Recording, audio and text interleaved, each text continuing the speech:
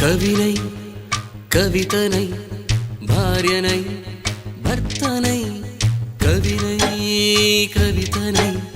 భార్యనై భర్తనై మల్లెల దారిలో మంచు ఎడారిలో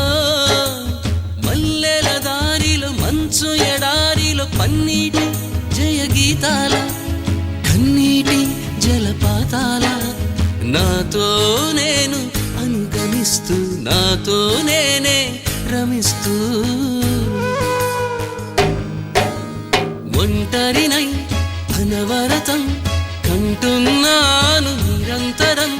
కలల్ని కథల్ని మాటల్ని పాటల్ని రంగుల్ని రంగవల్లుల్ని కావ్య కన్యల్ని ఆడపిల్లల్ని జగమంత కుటుంబం నాది